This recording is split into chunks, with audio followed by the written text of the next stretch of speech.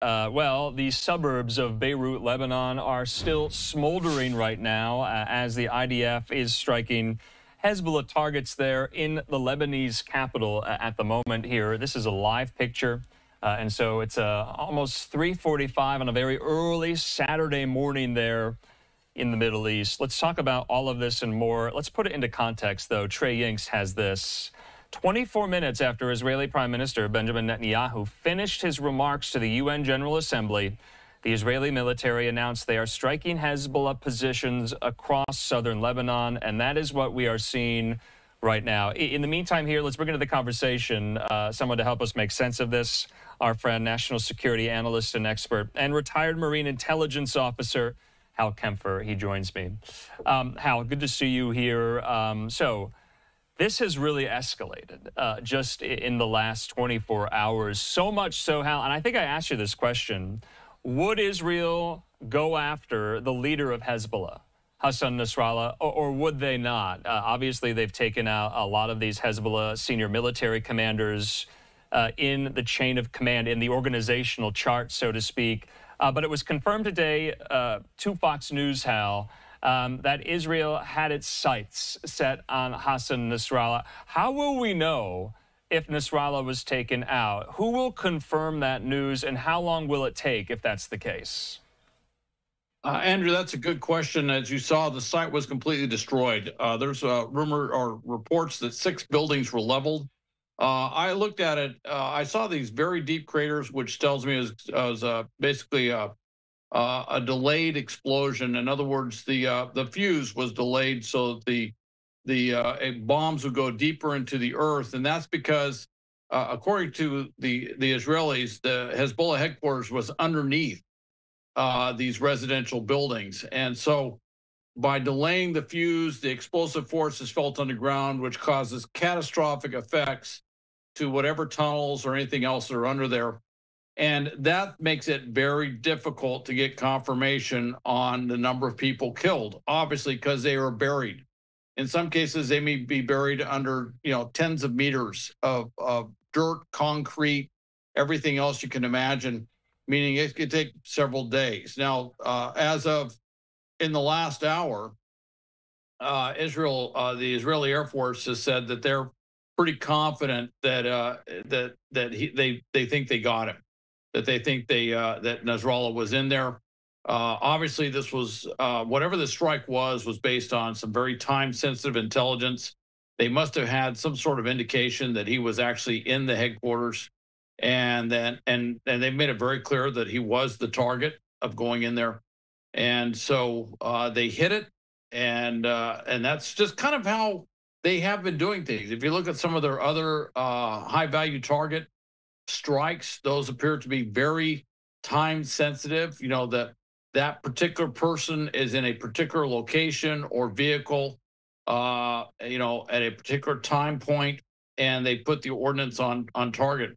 I would also mention that they did a number of other strikes today, and they actually called and warned people to leave buildings. They said, you have Hezbollah missiles in your building, you need to leave right now, because we're going to be striking within an hour, and so giving people warning. Yeah, Hal, look at that. I mean, Hal, it's hard to stop you here. I mean, look at what we're watching right now there in Beirut. I mean, this is smoldering, this is on fire, this is ablaze, whatever this is we're looking at right now. There in the suburbs of Beirut. Hal, you know, though, that there are ceasefire talks going on right now, at least brokered by the U.S. and the French. There's been some waffling on Israel's part on whether or not they are included in that. Axios has this story today that Netanyahu's previous remarks denying he had a private understanding with the U.S. about the ceasefire proposal created tension with the White House. It seems like Netanyahu saying today that they share those same aims. Do they, though? After what we're seeing right now, I mean, how can you have ceasefire proposals on the table when the IDF is relentlessly striking targets as we speak in Beirut, in these Hezbollah strongholds here, trying to take out their leader? Does that bring Hezbollah to the table or make them stray further from it? Well, John Kirby, the spokesman for the National Security Council, was pretty frustrated yesterday. because he made it very clear. He said, "Hey, look, we wouldn't have said this if we didn't believe we had the full agreement and or full understanding of Israel." And yet, when Bibi Netanyahu came in, he made remarks that made it sound like he was not really moving forward on this ceasefire with Hezbollah. It's interesting, generally speaking, that most would say if you're going out there and targeting the head of the other side, they're not going to be too inclined to come to some sort of negotiated settlement with you. One would assume. Interestingly, though, it's all in context of what else they've done. Okay. This is part of a very deliberate program of decapitation, of destroying their command and control. This goes right back to the exploding pagers and the radios, where it took out a whole cadre of leadership from the mid-level to the upper level. Then they've been taking out these high-value hits. You know, they not just took out the head of their special forces or their special operations forces, they took out his command group when they did that strike against Akil. So what you're seeing is there's fewer and fewer to make decisions. The other thing, too, if you notice today, they did a strike. Hezbollah did a strike. They fired missiles into northern Israel in response.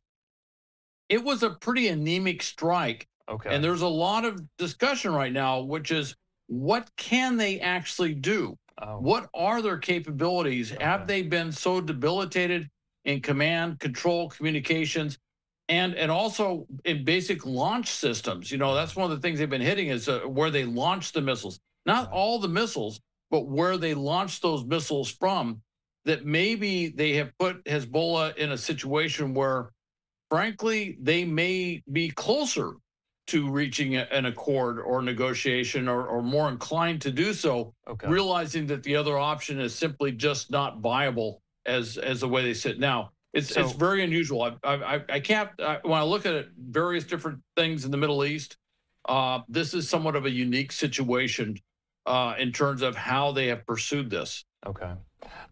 So, Hal, let's talk about the U.S. response to this. We've been told through the last, 3 or 4 days here, that Israeli intelligence is not giving a heads up to U.S. intelligence.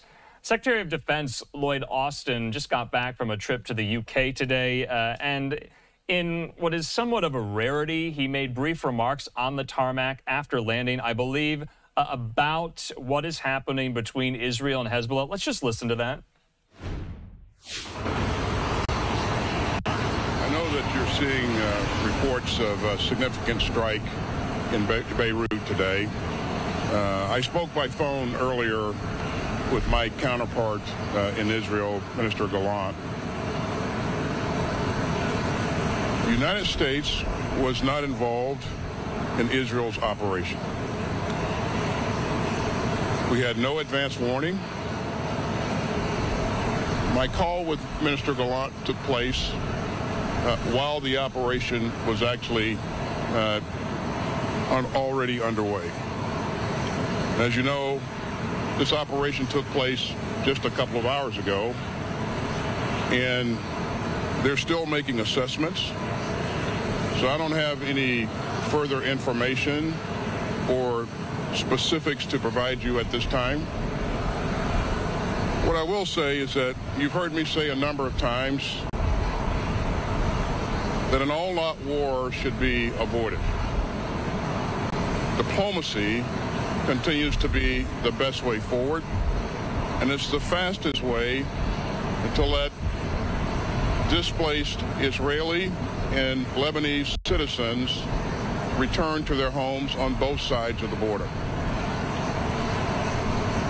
I'll be talking with Minister Gallant again soon, and I look to get an update from him when we have that conversation. Thank you very much. All right, very brief remarks from Secretary of Defense Austin there, confirming as much that the U.S. had no involvement in what we are watching right now going on in southern Lebanon, in the suburbs of Beirut there. Bringing in the conversation just briefly yet again, and lastly, Hal Kempfer, your response to that, the United States did not have a heads up on this, Hal. Should we have or not? I think he's being very candid that we probably did not. Frankly, on some of these things, we may not want to have a heads up simply because of the volatility. It makes it very difficult for us to move or diplomatically. If everyone knows, if they believe that we have a heads up whenever the Israelis are doing a major strike. So on the one hand, yes, they're a vital U.S. ally in the Middle East. On the other hand, we're trying to negotiate with other partners out there to try and work together to create a ceasefire arrangement. So we don't necessarily want to compromise our position there. So it's kind of between a rock and a hard place in some ways. You know, as an intelligence officer, I'd always like to know when they're doing something like that. Sure. And I'm not saying that we didn't have intelligence indications. We may have, but Israel didn't tell us, and it may be, you know, that's kind of the status quo right now. All right, Hal, we're going to have to leave it at that. We do appreciate your time. No doubt we might have to rely on your expertise throughout the weekend, depending on if we get confirmation or not about what the status of Hassan Nasrallah, the Hezbollah leader, is, Hal. Thanks so much. Okay, thank you, Andrew.